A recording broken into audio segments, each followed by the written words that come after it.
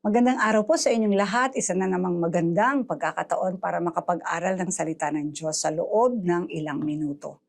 Nais ko pong ibahagi ang dalawang pangyayari na may kinalaman sa pag-uulat.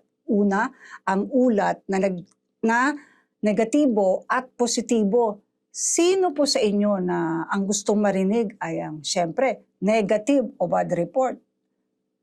Of course, hindi. Wala sigurong may gusto nito dahil ang gusto nating marinig ay ang positive or good report.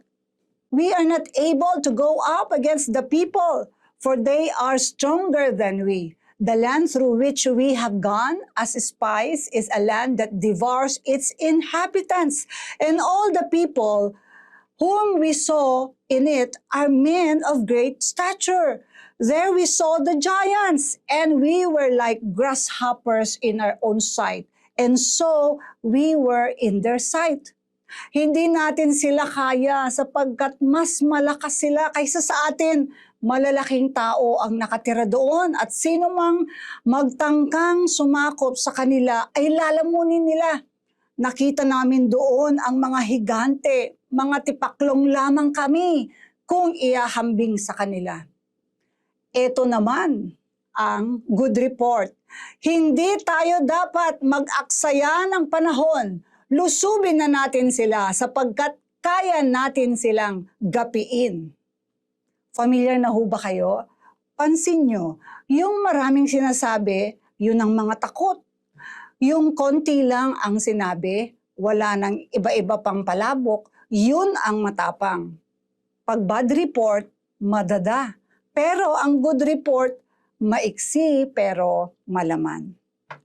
Ito po yung istorya ng 10 spies at nila Joshua at Caleb nung tinignan nila ang lupa sa Kanaan. Tignan niyo po kung ano ang effect ng mga ulat. Numbers 14:1.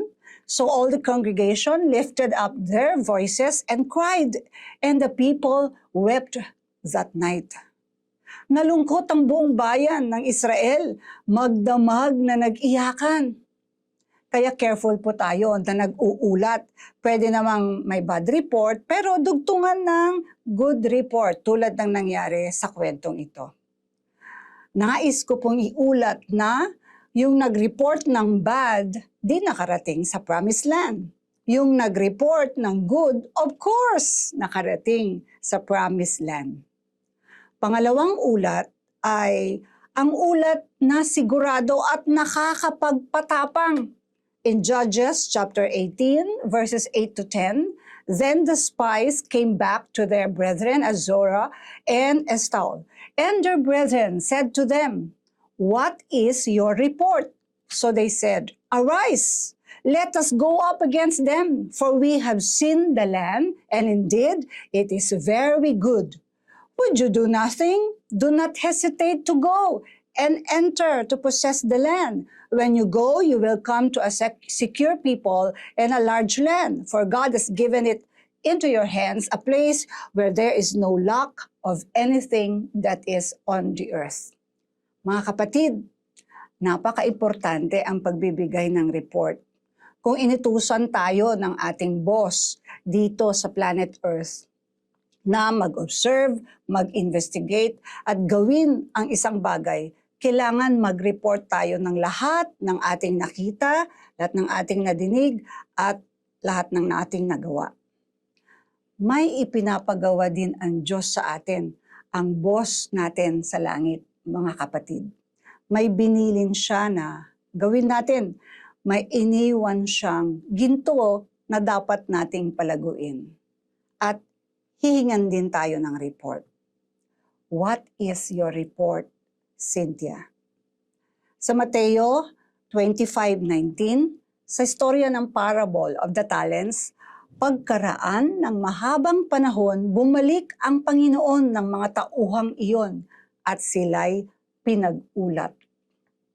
Mahaba po ang panahon na ibinibigay niya sa atin para gawin ang kanyang pinapagawa. Naway hindi marinig ni Lord ang ulat na ganito, "Panginoon, ako po ay natulog, ako po ay natakot, hindi ko napalago ang binigay ninyo na ginto sa akin." Someday, what will be your report?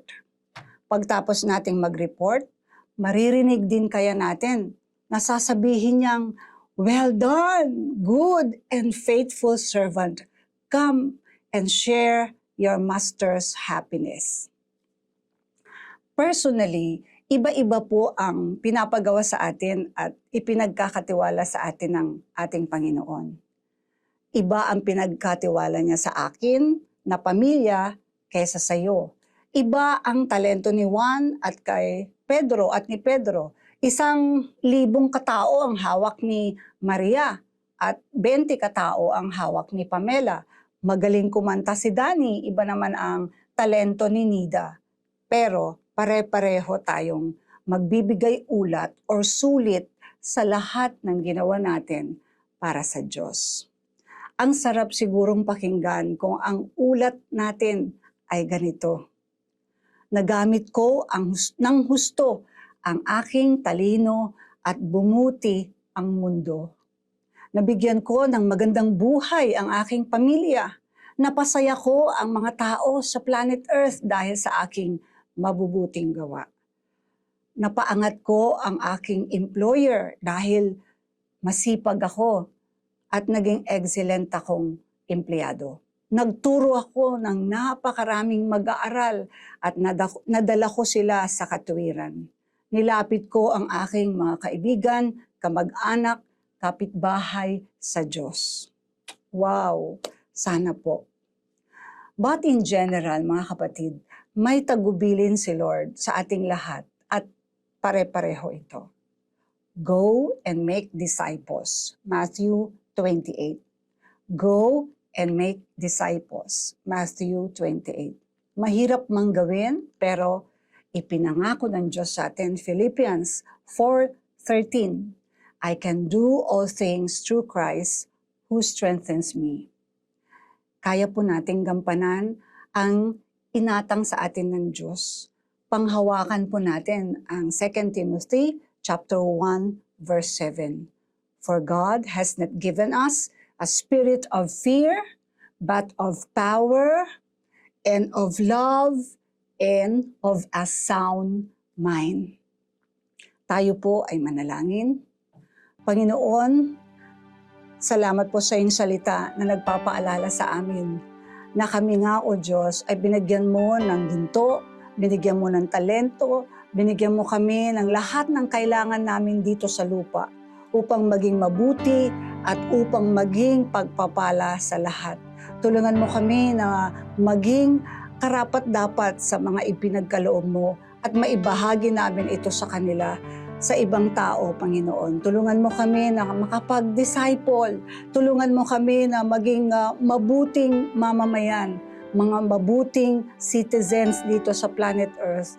At Lord, ibinibigay po namin ang aming buhay sa iyo. Salamat sa iyong mga salita na ipinagkaloob mo sa amin, na siyang lakas namin, na siyang gabay namin para magampanan namin ang iyong mga ipinapagawa sa amin. Kami po ay mahina sa aming sariling lakas lamang. Pero Lord, dahil sa inyo, kami ay empowered, blessed na kumalinga at mag-disciple ng maraming tao para sa iyo. Salamat po, Diyos. Ito po ang aming misyon at ito po ang aming dalangin sa matamis na pangalan ng aming Panginoong Hesus. Amen. Amen. Marami pong salamat. Hanggang sa muli, have a happy and healthy Monday. Mga kapatid, salamat po. God bless us all.